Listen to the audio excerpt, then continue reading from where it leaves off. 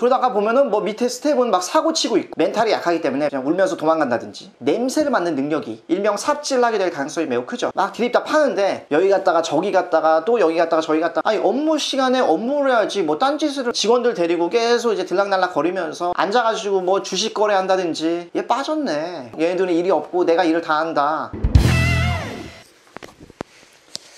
반갑습니다. 이번 시간에는 일 잘하는 회계사의 특징 3가지를 한번 뽑아봤습니다. 많은 분들이랑 일을 했는데 그 분들 중에 좀 귀감이 되는 그런 분들이 꽤 있었죠. 업무적으로도 탁월하고 인격적으로는 잘 모르겠고 뭐 인격적으로도 전반적으로 되게 훌륭하시고 그런 분들이 많았는데 이번 컨텐츠를 만들면서 여태껏 같이 일했던 많은 분들을 떠올리면서 일 잘하고 좀 존경받는 그런 회계사들의 특징이 뭐가 있을까 한 3가지를 뽑아봤는데, 첫 번째는 멀티태스킹에 능하다. 프로젝트 업무를 돌아다니면서 이제 수행을 하면은 내 몸은 이 프로젝트에 있지만 보통은 프로젝트를 여러 개가 동시다발적으로 진행이 되는 경우가 많아요. 연차가 높아질수록 여러 가지 업무를 컨트롤하는 그런 능력이 되게 필요한데, 이런 부분에 있어서 멀티태스킹이 필수죠. 그래서 여러 가지 프로젝트가 돌아가기 때문에 특히 이제 관리자 직급으로 갈수록 여기저기서 막 다양한 곳에서 이메일이 오고 전화 오고, 현장에 있으면 누가 부르고 고객이 갑자기 불러서 뭐 회의하자고 그러고, 높으신 분이 갑자기 현장 방문하면 그분 또 이제 궁금한 거 답변해드려야 되고, 그러다가 보면은 뭐 밑에 스텝은 막 사고 치고 있고,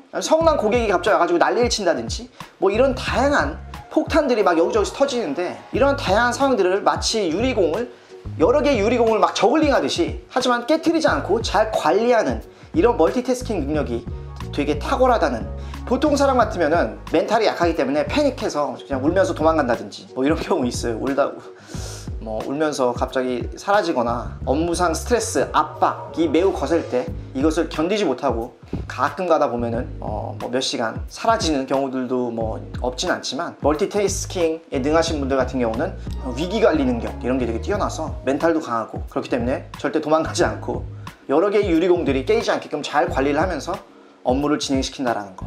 인격적인 어떤 성숙함과 강인한 멘탈이 뒷받침되어야만 시전할 수 있는 스킬이 아닌가.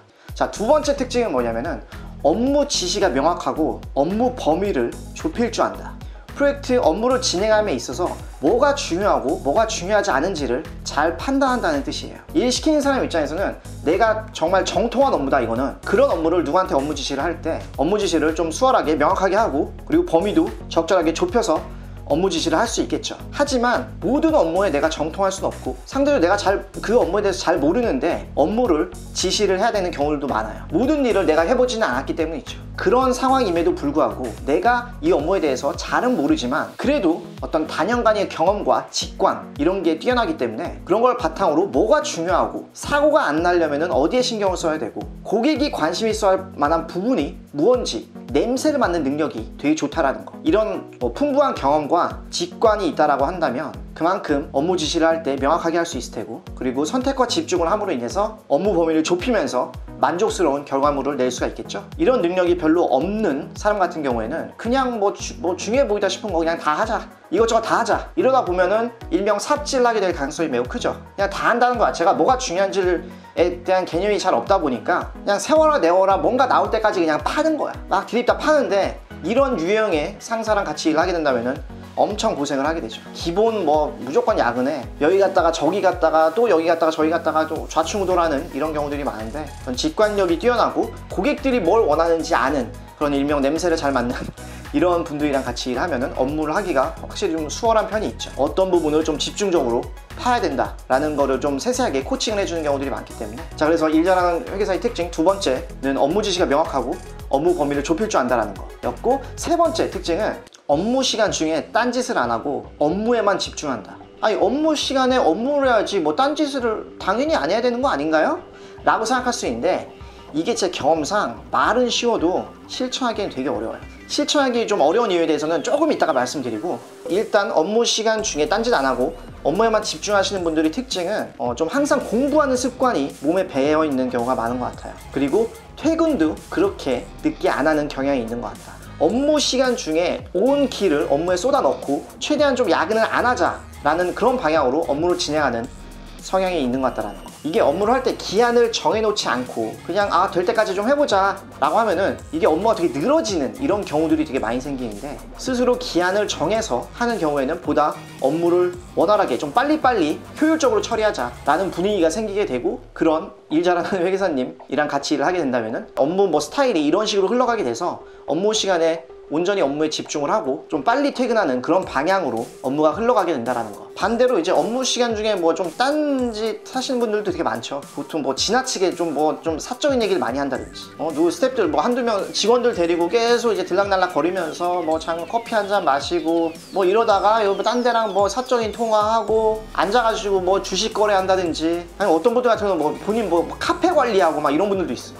그러다가 저녁 시간쯤 되면은 이제 오늘 좀 같이 합시다, 약간 이런 식으로 흘러가게 되면은 엄청 좀 짜증나죠. 낮에는 계속 노는 거 뻔히 아는데 저녁 시간 다 돼가지고 본격적으로 일을 한번 해봅시다 라고 한다면은 항상 야근을 하는 모드로 갈 수밖에 없죠. 그래서 이런 분들이랑 같이, 이런 상사 이런 분들이랑 같이 일하게 되면은 아무래도 업무 관련 커뮤니케이션을 하는 게 속도가 더딜 수밖에 없고, 왜냐면 계속 밖에 나가 있고 사적인 통화하고 있고 주식 거래하고 있고 쉴 때도 없이 커피 먹자고 그러고, 이렇게 되면은 업무 관련된 진도를 빼기가 쉽지가 않잖아요. 그리고 그분들이 야근을 하면은 나는 자동적으로 집에 못 가게 되는 이런 상황에 맞닥뜨리게 되는. 그래서 세 번째 특징, 일 잘하는 어떤 회계사의 특징, 업무 시간 중에 딴짓을 안 하고 업무에만 집중한다라는 거. 근데 아까 전에 말씀드린 것처럼 이게 말은 쉬워도 실천하기 어려운 이유가 있죠. 특히 내 연차가 좀 낮을 때는 나는 낮에 열심히 빡세게 하고 정시 퇴근 목표로 되게 빡세게 한 다음에 그 시간 되면은 가야겠다, 퇴근해야겠다 라고 마음을 먹고 업무를 진행을 해도, 밤에 대부분 사람들이 야근을 하는데 내가 없다, 나는 낮 시간에 남들이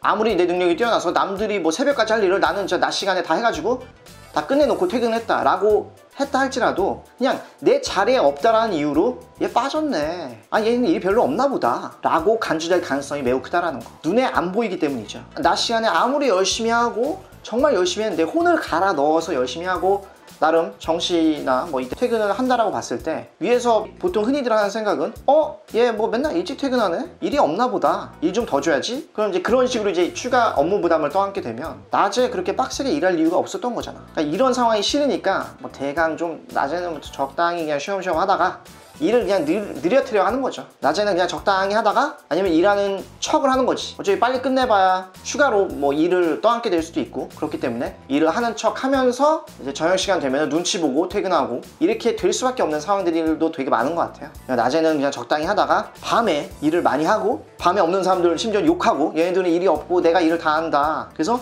이런 업무 패턴에 익숙해지게 되면은 나중에 연차가 올라가도 낮에 그냥 놀고 저녁에 이제 일하고, 이런 패턴으로 되게 루즈하게 느려뜨려서 일하는 성향이 생기게 될 가능성이 크죠. 연차가 낮음에도 불구하고 업무 시간 중에 딴짓을 안 하고 열심히 해서 칼퇴를 하고 이러면은 되게 좋을 텐데, 현실적으로 좀 그렇게 되면은 찍힐 가능성이 있다라는. 그리고 안타깝지만 같은 양의 일을 해도 누구는 새벽까지, 밤이랑 새벽까지 일하고, 누구는 칼퇴를 한다면 새벽까지 일하는, 늦게까지 일하는 사람이 좋은 평가를 받는 경우가 더 많은 것 같아요. 낮에는 비록 완전 놀았을지언정 늦게까지 사무실에 있기 때문에 업무에 헌신하는 것처럼 보이기 때문이죠. 물론 밤 늦게까지 있었다라고 해서 업무를 한 게 전혀 없고 업무를 그냥 개판으로 했다 라고 하면은 당연히 까이겠지만, 업무 수준이, 업무의 어떤 질이 두 명 다 비슷하다고 봤을 때 늦게까지 있는 사람이 보통 좋은 평가를 받는 경우가 더 많다. 그래서 연차가 좀 낮을 때는 칼퇴, 어떤 스킬을 시전하는 게 쉽지 않은 이유가 여기에 있는 것 같아요. 하지만 내 연차가 좀 높아지고 현장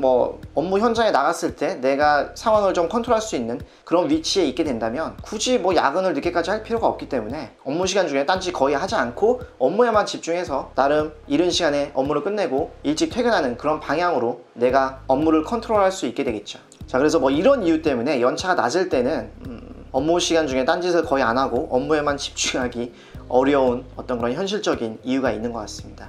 자, 그래서 오늘 말씀드린 거 나름 많은 분들이 떠올랐는데, 제가 가장 좀 인상 깊게 생각하고 그리고 가장 좀 본받을 만한 그런 일 잘하는 회계사의 특징 3가지를 뽑아봤습니다.